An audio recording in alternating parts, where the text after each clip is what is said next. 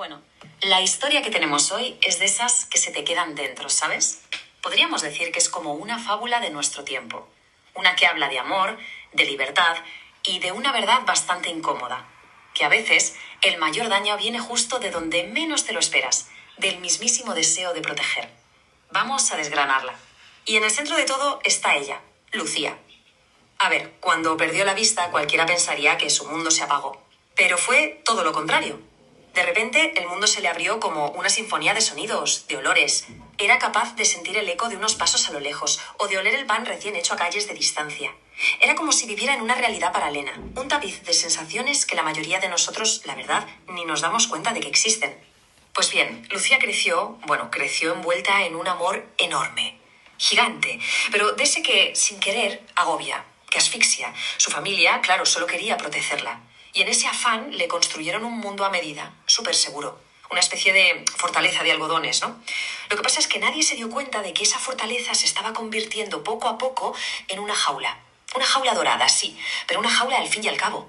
Y claro, en algún momento algo tiene que cambiar. Y ese momento llega cuando Lucía descubre que hay un grupo de apoyo. Un sitio donde se reúne gente ciega una vez a la semana. Para hablar, para compartir, para entenderse. La idea de conectar con gente que vivía su mismo mundo la llenó de una esperanza tremenda. Era por primera vez un grito de quiero hacer algo por mí misma. Sus padres al final aceptaron. Eso sí, con una condición. Iría con un chofer que literalmente no la dejaría ni a sol ni a sombra. Y es justo ahí, en ese pequeño espacio de libertad vigilada, donde pasa algo que lo cambia todo. En una de esas reuniones, Lucía conoce a Daniel. Daniel también era ciego, pero su personalidad era pura luz. Tenía una voz que sonaba siempre alegre y una calma que, no sé, te contagiaba. Se notaba que era de esas personas que hacen sentir bien a los demás. Y poco a poco, pues, floreció el amor. Pero claro, un amor distinto. No se basaba en cómo se veían, obviamente, sino en algo muchísimo más profundo. Se fue construyendo en los paseos que daban juntos después de las reuniones, en las risas que compartían, en esos sueños que se contaban en voz baja, con total confianza. O sea, se enamoraron de verdad, escuchándose, sintiéndose, con un cariño y un respeto que ya quisieran muchos. Pero claro, aquí es donde la cosa se tuerce. Cuando los padres de Lucía se enteran de que está con Daniel, ese instinto de protección que tenían se convierte en otra cosa. Se transforma en control. Un control absoluto. Y su reacción es inmediata. No y punto. No aprueban esa relación. ¿Y cuál es la justificación? Pues la de siempre, la que hemos oído 1000 veces. Nosotros sabemos qué es lo mejor para ti. Buf. Es esa frase, ¿verdad? Esa frase que es como la bandera perfecta para que el cuidado se disfrace de control. Una frase que en el fondo lo que hace es anular por completo lo que siente Lucía y su derecho a decidir por sí misma. Y a partir de ahí la cosa va a más, en una escalada de control total. Primero, las órdenes al chofer. No la dejes sola, ni un segundo. Después empiezan a controlar sus horarios con lupa. Luego vienen los interrogatorios cada vez que llega a casa. Y finalmente, la solución final, la más drástica de todas. Se la llevan. Se mudan a otra ciudad para arrancarla de raíz de allí, pensando que con la distancia se olvidaría de Daniel. Claro, imaginen la situación. Sola en una ciudad nueva, lejos de todo su mundo y sobre todo lejos de Daniel. Lucía se hunde en una soledad tremenda. Y esa mezcla de aislamiento y de sentirse impotente, de no poder hacer nada, la deja en una situación de vulnerabilidad total.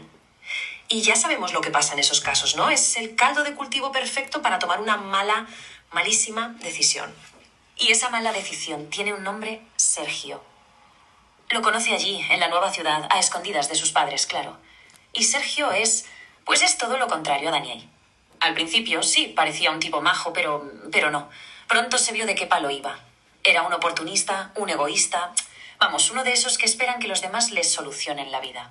A ver, fijémonos un momento en cómo se precipita todo. Primero, conoce a Daniel y surge el amor. Segundo, los padres intervienen y transforman ese amor en una lucha de poder. Tercero, la aíslan. Y cuarto, de esa soledad nace la rebelión, que es casarse en secreto con Sergio. Fue como un acto desesperado por decir, esta es mi vida, por recuperar el control. Y la ironía es terrible porque justo con esa decisión lo perdió por completo. Y el matrimonio, el matrimonio fue exactamente lo que uno podría esperar. Un desastre absoluto. La vida con Sergio se convirtió en un infierno de discusiones, de reproches continuos, de una tensión que se podía cortar con un cuchillo. La casa, que se suponía que iba a ser su refugio, su escape, se convirtió en su nueva cárcel. Y esta era mucho, mucho más fría que la que le habían construido sus padres. Y claro, en los silencios, en los momentos a solas, la mente se le iba al pasado. Y la comparación era una tortura. Recordaba la calma de Daniel y chocaba de frente con las exigencias de Sergio. Pensaba en cómo Daniel la escuchaba y lo único que oía ahora eran los reproches de su marido. Era el contraste brutal entre el respeto que sintió una vez y la tensión constante en la que vivía metida cada santo día. Y es ahí, en medio de toda esa infelicidad, cuando Lucía por fin lo ve claro. Se da cuenta de que su gran error no fue casarse con Sergio, no. El verdadero error, la raíz de todo el problema, venía de mucho antes. Y es que no todos los errores nacen del amor. Algunos, los peores, nacen del control.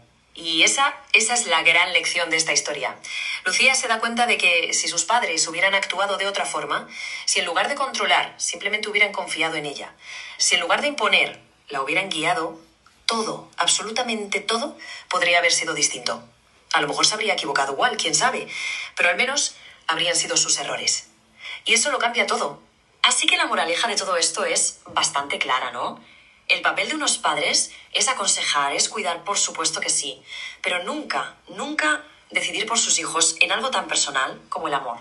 Porque al final, cada persona, da igual sus circunstancias, tiene la capacidad y sobre todo el derecho de sentir, de elegir y de amar por sí misma. Y con esto llegamos al final, pero nos vamos con una pregunta que se queda ahí, en el aire.